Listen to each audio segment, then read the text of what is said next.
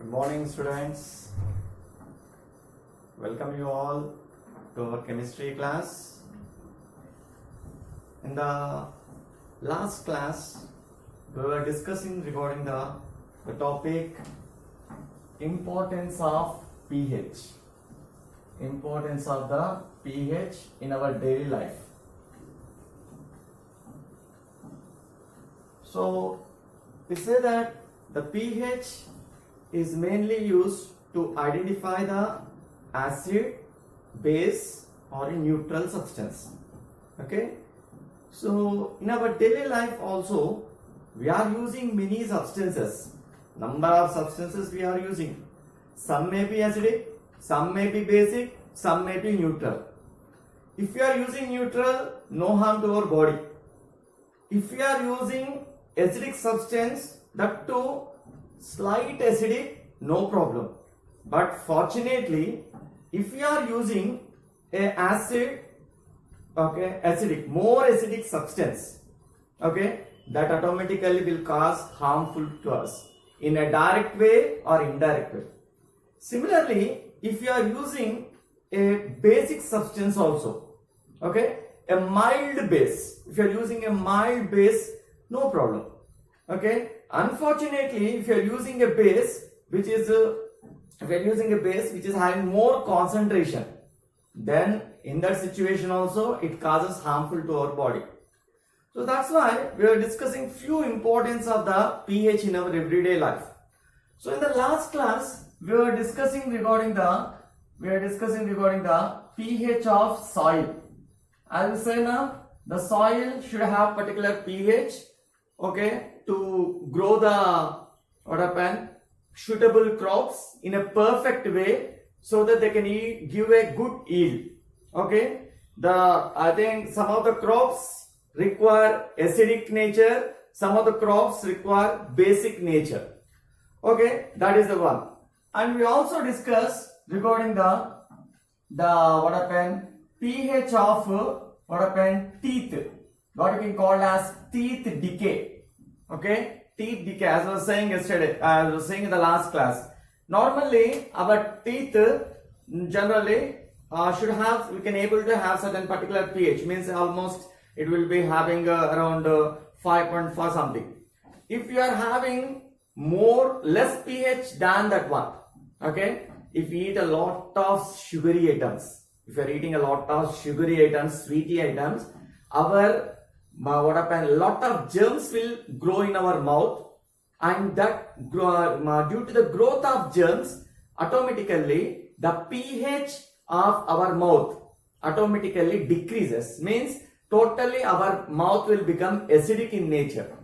So what happens if totally the teeth will become acidic? That acid will try to act on the enamel. It will try to act on the enamel. But as said now, what is enamel? Enamel is a protective layer, a coating on the teeth, a white color coating present on our teeth. So what happens if acid is there? It will damage this enamel. If enamel is damaged now, automatically what happens? It leads to the tooth decay. It will leads to the tooth decay. That's why normally we observe mostly tooth decay in the children compared to the adults. Why? Means children eat a lot of chocolates, so their mouth is totally sugary, okay, sweety nature.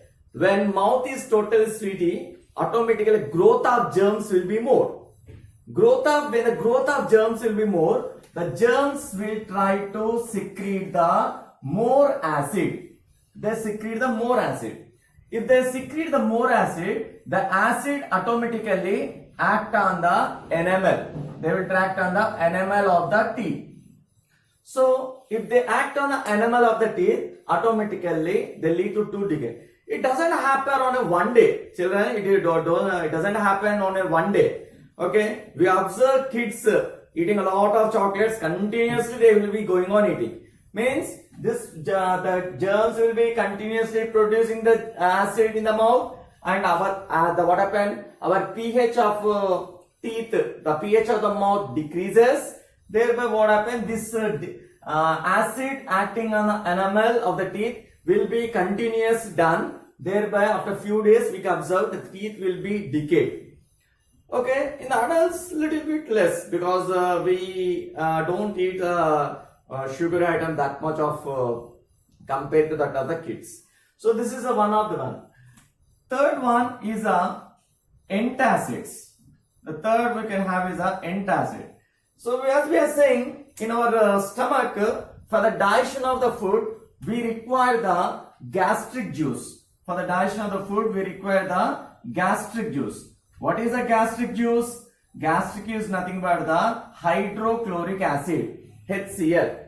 So gastric juice in our body is required in certain quantity. According to the age, okay, according to the physiology of the body, certain amount of gastric juice is produced in our body. Okay, automatically it is produced. But unfortunately, due to certain conditions, if excess of acid is produced in our body, normally when we are sick, okay, well, normally excess of gastric juice is produced. If excess gastric juice is produced in our body, but our stomach will not take excess gastric juice, how much is required daily? How much? Let's take 5 ml of gastric juice is required for digestion of food. Fortunately, if 10 ml is produced, in one, it don't take the 10 ml. It will take regularly as usual what? 5 ml only. Where goes the remaining 5 ml? Means it will be idle. Whenever the gastric juice is idle, automatically what happen? Acid is nature. What are nature? It has a corrosive nature. Okay? Though whenever it is idle in the stomach, large intestine, it starts creating the burning sensation in the stomach. Okay? Thereby what happen? We feel the acidity, the condition, burning sensation in the stomach, what we call as acidity. Okay? That condition is called as acidity. So, in that situation, when you consult a doctor, the doctor gives a tablet or a syrup. Okay? This will try to, what happen? The tablet or one that we call as antacid. Antacid role is antacid, actually anti-acid. Actually anti means against. Acid means what is that? Acid which is present in our stomach. Remember, the antacid don't act on the total acid. Because if the total gastric juice it is acting now, our food will not be, we cannot digest the food. So that's why what happen, whenever we are using antacid, what we do, the antacid try to act on the excess acid present in the stomach. Excess acid, you have to remember this point. Okay, many person will ask a question. If antacid are using, antacid will try to act on the acid now. If acid is gone, how the food is digested? Remember, antacid don't act on our total gastric juice. It only act on the excess acid present. I said now, if we require 10 ml of, if we require 5 ml of gastric juice for our digestion, fortunately if 10 ml is produced, whatever the excess left over, it will act on the, what happened? Excess acid. Okay? Thereby what happened? It will neutralize acid and it will try to increase the pH. It will increase the pH of stomach. Because whenever the acid is present in the stomach, pH will be less. So what happened? It will try to neutralize acid, pH will, because we know that acids have the pH of less than 7. Okay? Whenever we are using this one, it will slowly neutralize acid. Thereby, it will increase the pH to 7 or greater than 7. Thereby, what happens? Increase the pH of stomach and reduces acidity. In our CBSE, they ask a question. What is the role of antacid? Means, you have to say, role of antacid is, it will try to act on the excess acid. Remember, excess only. You don't act on our regular gastric juice. Okay? If any excess is there, then only it will try to act. Okay? And it will try to increase the pH of the stomach. And coming to the best antacid, they asked us CBSE for 1 mark. Give one example of the best antacid. Okay, the best example of antacid is the milk of magnesia. Milk of magnesia is a best example. Milk of magnesia formula is MgOH taken twice, magnesium hydroxide. And next one, this milk of magnesia in our house it may not be available. It is available outside in the syrups. Normally the antacid syrups which is available, we can say. In our house also we have one antacid. What is that now? That is baking soda. That is baking soda. Every kitchen has a baking soda we use. Okay, the baking soda. What is the formula of baking soda? NaHCO3. So if you are not able to get the milk of magnesia and if you have a lot of antacid, you can take the little bit of baking soda and in a glass of water, and you can add a 1-2 drops of lemon if required for the taste, and you can drink. So this baking soda will try to act as an antacid and reduces the excess acidity. And always suggested is there, it is not suggested always to take the antacid frequently. Okay, commercially you see the advertisement. What is ENO? ENO gives acidity, reduces acidity in 6 seconds. That they give. What is that ENO contain? ENO is also containing same thing, baking soda. Okay, that is the one. It's a commercial.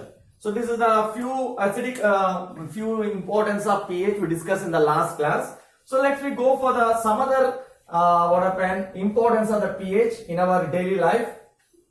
Let us discuss some more. So coming to the after this antacids or etc. So when you go for the fourth one is the acidic rain, or we can say acid rain. We say acid rain. Normally we know rains. Okay, rains generally which is being caused in the season or whatever etc.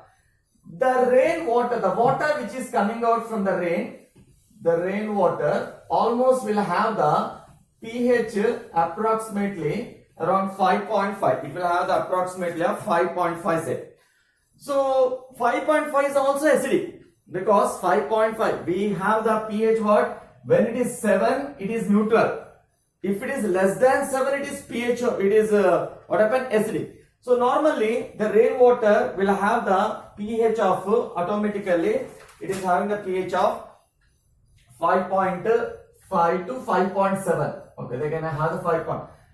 But due to some environmental conditions like pollution, a lot of pollution etc., the pH of the rainwater, if it is the pH of rainwater, if it is less than 5.5 to 5.7, okay, 5.7 they say textbook language.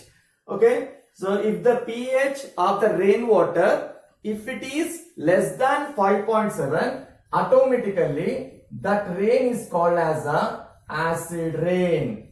That rain is called as a acid rain. Okay, if that rain falls on the water pen, it may be on our body, it may be stone. It is a water pen pH acid. Acid has which type of nature? Corrosive nature. They say in the water pen in certain particular areas in a few days or few years back, the acid rain is water pen. It has corroded the stones also. Okay, some stones also, if it fall on the mountain, the mountains also is being melted, they say. So means that much of acidic it is. So but first let's know where you got this acid. Okay, normally as I was saying now, these acids are being developed due to the pollution. Okay, or due to certain release of some gases. Like if you have the SO2. Sulfur dioxide gas. Sulfur dioxide gas, normally it is being released from a few of the pollution area, maybe from companies or etc. So what happens whenever the sulfur dioxide is exposed to the, when it comes from the factories and exposed to the, comes into the environment, the air contains lot of oxygen. So sulfur dioxide, it will convert into sulfur trioxide. What is the name? This is called sulfur dioxide. converts into sulfur trioxide. Okay, whenever this is being sulfur trioxide mixes with the water molecules present in the cloud. Okay, this gas goes up, and if it gets contact with the water droplets present in the cloud, it will converts into, you can see here, I can say, here it is H2. How many hydrogens are there? 2 hydrogens. Here is what? 1 sulfur is there. And you can count oxygens. Here 3, here 1. Totally what? H2SO4. What is the name of H2SO4? Sulfuric acid. A strong acid. A strong acid. How much strong? It is having the pH approximately 1 to, between the 1 to 2. It is having pH. So it is having a strong, it is strong acid. So whenever this acid, it is present in the environment, a rain is formed, a rain is coming out. So automatically this acid mixed with the rain. Whenever it is mixed with the rain, which automatically it form, that rain is called as acid rain. Normally the water droplets present in the environment, generally they have the, I will saying na, it is 5.7 only. But whenever it is being mixed with this much strong acid, automatically what happens? pH decreases. pH is decreasing means automatically the substance is converting into acid. Okay, so the rain is called acid rain.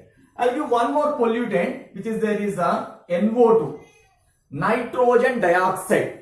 Okay, this is also in the state of the gaseous state. It is also liberated in the few of the factories, chemical factories or etc. So whenever it is being exposed to the air, so the gas which is coming out from the factories, when it is exposed to the air, so this oxygen combines with the NO2 and converts into N2O5. Okay, nitrogen pentoxide we say. What is the name? Nitrogen pentoxide is also a gaseous state. This will combine with the water particles. Where are these water particles? The water particles present in the cloud. Okay, they are present in the cloud or atmosphere. Okay, they may present in the cloud or can say atmosphere. They can, when you combine, you can see here, automatically combines to form the HNO3. Okay, for the balancing I'll say, you can see how many nitrons are there? 2. Okay, that's why I'll take here 2. Okay, and how many what happened? That's right. Okay, in the case of here, just let me, why I can't write the balancing equation here now. So let's just only remembering here. Okay, water, it combines and forms a compound called HNO3. Okay, what is this HNO3? The HNO3 is a nitric acid, a strong acid. It is also a strong acid. Approximately it is having the pH of 1. Approximately it is also having the pH from 1 to 3. Okay, a strong acid. Whenever this acid is mixed with the rainwater, okay, if it is automatically mixed with the rainwater, that rain which is coming out is the acid rain. Means, as I was saying now, the pH of the acid rain is less than 5.7. So what's the problem is, the rain is coming, it will fall on the soil, and when the rain is more, automatically the water will flow and reaches the ponds or lakes or etc. Suppose if the rain is acid in nature, the water which will go to the, what happen, reaches the ponds or lakes etc. The water in the lakes or rivers, lakes maybe, or you can take the rivers, automatically it also becomes what happened, acidic in nature. It also decreases because the nature of the acid rain is acidic in nature. So when the water goes, same water goes and meets the, it will reach as the river, automatically the pH of the water, river water also decreases. Means the river water pH also becomes total acidic. The problem comes is, number of aquatic substances are there in our river. Okay, number of, it may be insects, it may be fishes, it may be frogs, anything is there. So these aquatic animals cannot survive to this acidic water. What happened? Due to this one, the aquatic animals or aquatic substances, they will die. Okay, means it is indirectly what happened. The acidic rain not only spoiling our soil, it will when it fall our soil, automatically soil also will be spoiled. If it reaches the lakes or ponds or rivers, the water in the river also become acidic. When it become acidic, the aquatic substances, water may be, it may be fishes or any of this one, they cannot exist for this pH, acidic pH. They will die. Means indirectly the acid rain is causing harmful to the aquatic substance also. Okay. So this is the one of the what happened acidic rain we can say. One more last importance of pH in our daily life, which we maybe one or other may experience this one.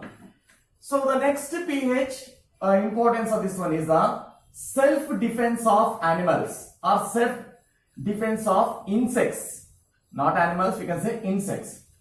So in you, how many, I think all of you at one or particular place may expose or experience this condition. What condition? Means I think everyone at one or particular place you may get bite of red ants. Okay, red ant. And how many of you has exposed to honeybee bite? Okay, how many of you? So when you see honeybee bite is a very rare thing, but red ants mostly it is present in our houses. We see whenever the red ant bites on any particular part of our body, okay, what will happen is these ants, red ants or etc., whenever they bite, automatically the particular part where they bite, it will totally get swelled. Okay, it will get totally gets redness and swelling will get. So it will become we get swelling and we get totally area becomes redness, and you can also in that particular area you will get itching. Totally will able to get the itching. So the question point here is why this whenever we get itching automatically we rub etc. But why do this one? Why do this happen?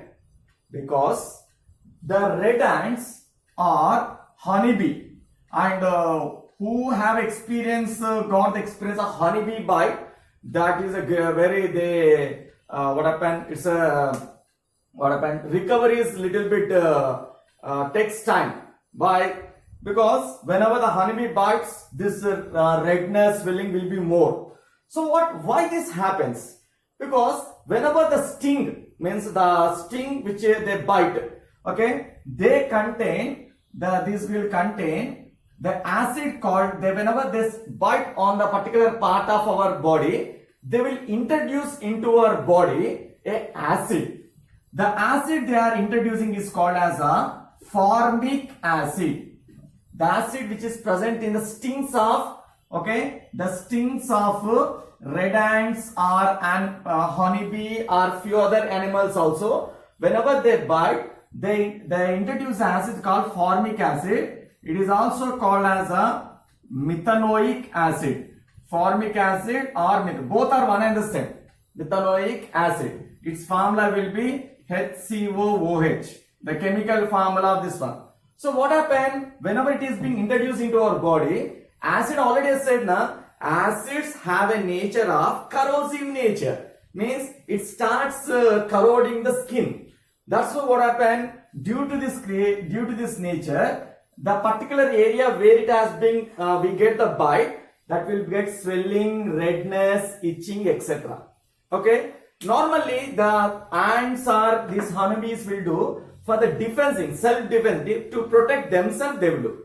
Okay, coming to the question is, so okay, we got a ant bite etc. Honeybee bite is a very rare thing, but when you get red ants bite, so how to reduce this itching? Means immediately whenever you experience the red ant bite or swelling you get, what happened? You rub that, you wash that area.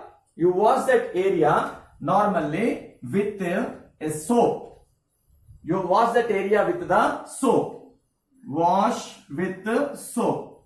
Why I have to wash with the soap? Soap is generally basic in nature. Soap in generally, whatever the soap, irrespective of the company, the soap we are using for bathing, that nature it is having base in nature.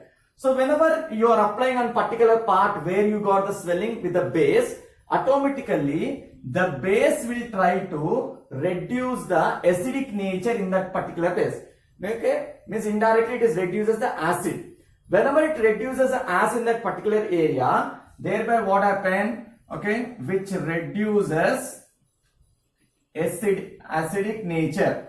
It reduces acidic nature. Whenever the acid is being reduced, because we know a point, whenever a base reacts with the acid, it neutralizes. That reaction is called neutralization reaction, we say. So we call whenever a base reacts with a acid, base reacts with a acid, it will convert into salt and water. This reaction is called as neutralization reaction, we say. This is called neutralization, means we don't get the burning sense, etc. It reduces acidic nature, thereby what happen? It reduces swelling, itching, what happen, this type of all conditions you may get. If soap is there, we can also use one more. One more thing is that we can apply the baking soda. In our houses we have the baking soda also you can apply. Baking soda is also having the nature of basic nature. So in our kitchen you can apply the base, you can apply the baking soda in the particular area and you can rub. So what happen? This base will try to reduce the acidic nature, increases the pH. Because when we introduce the acid, what happen? pH will be less. So it will happen, it will increase the pH and reduces itching, etc. So this is the one thing. In our examination for one more question, they ask what is the substance which is present in the stings of insects and honeybees, is it? The stings of insect honeybee contain the acid is formic acid. Whenever they introduce, automatically the pH will decrease. Due to the pH decrease, it will cause itching, etc. So what are the substances which are used to reduce this one? Means we can use the soap as well as baking soda for this one. Okay, so like this we can make use of the normally these are a few importance of the pH in our daily life. Okay children, this is the thing. Now the next topic in our daily life, the next topic which we are going to discuss is a very interesting topic also.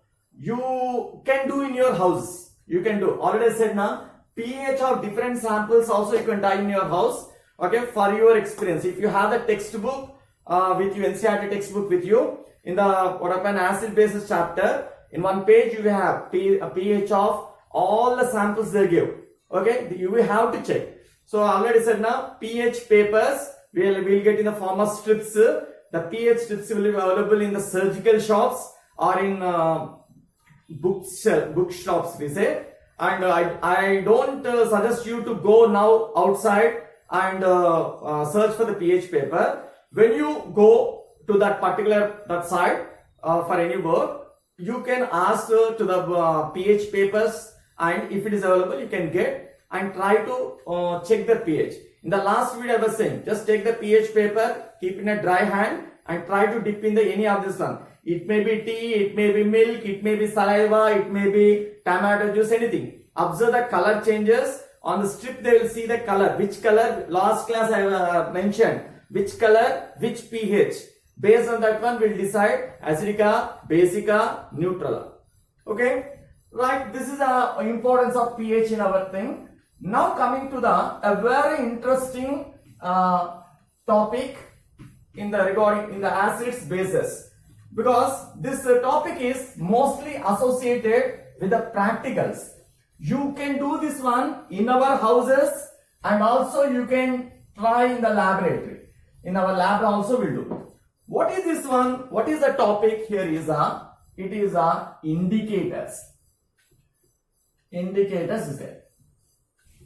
What is these indicators? Indicators are the substances which helps us in identifying, which helps identifying the acid, bases and salts. Okay, indicators are the chemical substances which helps in identifying, okay, helps in